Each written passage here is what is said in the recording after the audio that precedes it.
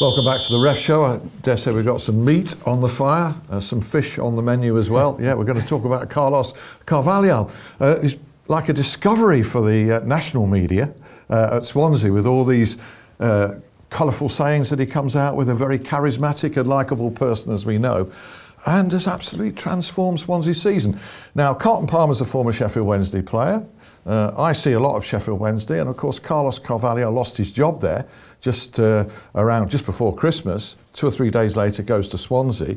It's 1 defeat in 11. He's unbeaten in 9, and he's back at Hillsborough in the 5th round of the FA Cup on Saturday. Yeah, I mean, it's a difficult one. I mean, Carlos did a good job at Sheffield Wednesday, and nobody will deny that. I think he had to go at the time.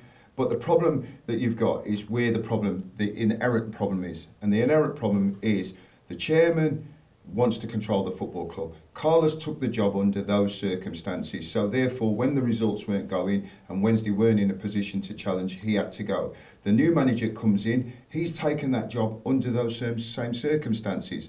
There is a lot of problems at Sheffield Wednesday.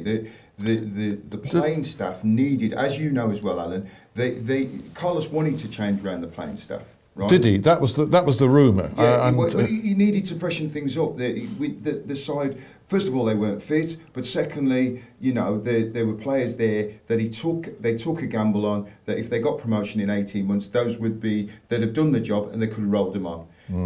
As I understand it, the chairman didn't want to, and the manager doesn't have the say in when these players can be sold. Having said that, Carlos was very grateful for the commitment of the chairman financially, and said that he was the best chairman that he's ever had. Well, of course, because he can't say anything different, because once you sign on the dotted line and you've agreed to work with the chairman, then you can't turn around and say that the chairman hasn't backed him. The chairman's Absolutely backed him has. in terms of finances and backed him in all respect of him. And you can't argue with the chairman in terms of the money that's put in the football club. That's right. But when you don't know about the game of football, which he doesn't know, and I'm being respectful here, he doesn't know about the game of football. And I can give you a parallel example, QPR, Tony Fernandes, who came into the football club. It's only now that he's appointed the right people in the football club who are advising him correctly that they're managing to straighten things out.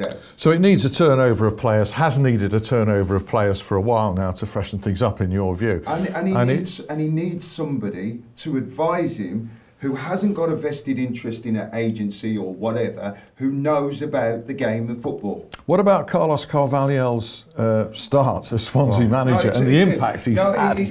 Just briefly. He's had a tremendous start, and I think also you've got to be a little bit careful for this, right? I think Carlos was given the job on the back of he could get them promotion out of the Championship. So they are playing without fear. And that's a different prospect. If he was brought in as a manager to keep them in that division, right, and the pressures that go along with that, I think you'd have seen a different scenario. I think he was brought in... Nothing to lose? Nothing to lose. And so with that, he's been very... I've never seen him... I've seen Swansea play 2 or 3 times now. I've never seen him play that adventurous when he was at Sheffield Wednesday. No, in the last few games, and by the way, I'm not having a dig at Carlos. I thought he did a fantastic job, right? But in the end, he became negative in his approach. He's been very positive with his approach with Swansea, and that's because he's got nothing to lose. And it'll be interesting when he comes down to the last few games, right, whether he still continues with that positive. Because if he does, they'll stay up. If he reverts back to what happened at Wednesday, they'll go down, and that's when the pressure's on. Well, great credit to him anyway. And absolutely. Cracking cup tie. Andre Mariner was in charge of Swansea's 1-0 win over Burnley at the weekend. Yeah, no problems for Andre. Steady. He's doing well, isn't he? Yeah, he's refereeing well this season, Andre. One of the experienced ones. One of the guys you know regularly on the team sheet week in, week out. That completes our look at the Premier League. Some big championship action. Started on Friday night with our old friend Neil Warnock, whose Cardiff City side drew 1 each at Millwall. He wasn't happy. He was fuming that Sol Bamba had a late goal disallowed. The referee had just signalled for a Cardiff free kick on the edge of the area. Yeah, I mean, love him or loathe him, I would imagine Neil would have been straight in that referee's dressing room, like he's been in my dressing room a few times after the game, but having a good laugh with him. But he's absolutely spot on. I think, you know, Keith Strauss, a very experienced referee, and he always comes up with these, you know, controversies. We had one last season, you remember at Newcastle when he gave the penalty, encroachment, and then give an indirect free kick, which he was wrong in law. And I'm very surprised that Keith has not allowed the advantage. I mean, I've watched the game, and you can see that the Cardiff player's gone down. It's a foul. He's holding the whistle. He's holding the whistle. He's holding the whistle. Was it Bamba? Yes. Puts the ball. Sol Bamba put the ball in the net. He puts the ball in the back of the net. The referee blows the whistle and brings it back and gives the free kick outside the box. Yeah. Neil's absolutely spot on. The referee should have allowed poor refereeing from Keith Stroud. Right, so he's entitled to his gripe on that. Oh, absolutely, but I'm not sure whether he'll get an FA charge for calling him a disgrace after the game. But I mean, Neil, you love him to bits. I've worked with him, many times on TV, and he just can't help himself. He's passionate. That's right. He's passionate. And the one thing about Neil Warnock, let me tell you something.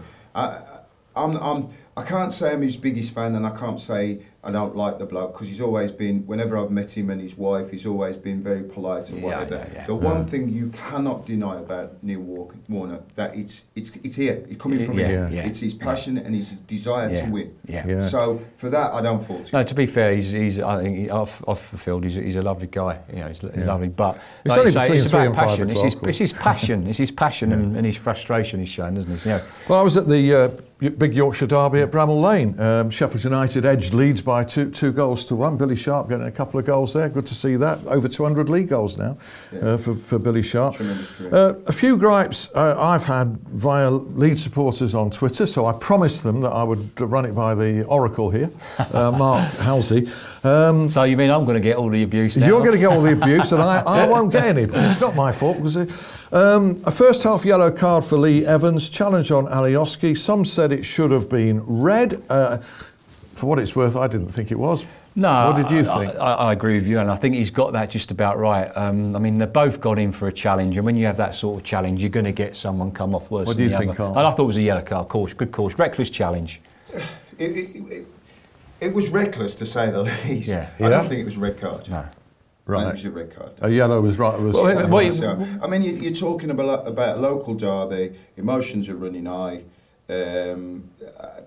It's a difficult. I think it would have been harsh to give the red card. Yeah, I agree. Was he out of control? Was it excessive force? Did he endanger the player's safety? Accidental, really. Yeah, I mean, they both endangered each other's safety the way they went in. So, listen, I think he's got that well. I think Andy Madley refereed the game very well, and he should be refereeing in the Premier League. I don't know why he's not, because he's one of the best referees outside the Select Group 1. And the big call, which he seemed really well placed to give, a free kick engineered a challenge from Yunan O'Kane on John Fleck. There's a view among Leeds supporters that Fleck went down very easily and that it shouldn't have been a penalty. Must say, from my side on, I thought it was a penalty. You've seen various angles. What do you think? Yeah, I think it's a penalty. He's tried to pull out and he's just caught him. But the gripe I have is when a player is fouled in the penalty area, just go down naturally. Why do they have to throw themselves and do a 9.5 dive? Just go down.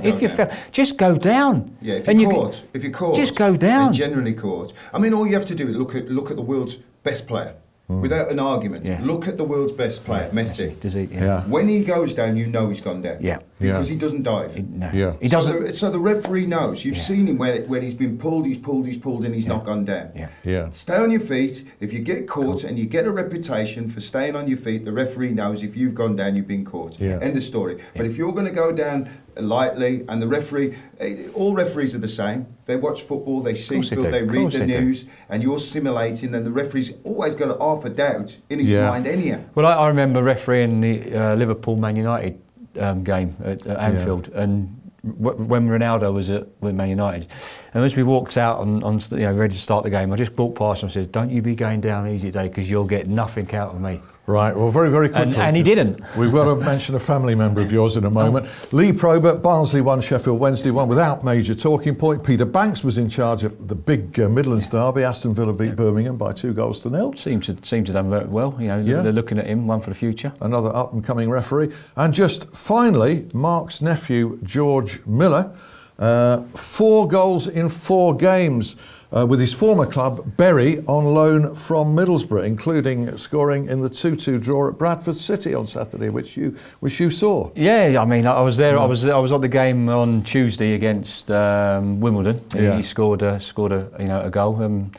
I wasn't there on Saturday because I was working, but following it on Twitter. But we're all proud of him. His attitude and his work ethic is fantastic, and I think he'll score goals at any level. You're bringing him up wrongly though, because I've just had a look at his record, and he hasn't had, according to the record I saw on Soccer Base, he hasn't had a single yellow card or a sending off, for that matter, in his career. Well, because I've been telling him to behave himself and get on the referee's side, because you get decisions that way. So he's doing very well. But having that, I've never seen him put in a tackle either. Well, when he does, maybe he will. But he's got total clean sheets. He's doing well now. I'm so surprised to see that. We're all proud of him. So he's doing very well. Great stuff. Long may that continue.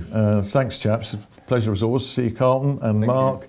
And do join us for another ref show next week. We'll see you then. Bye.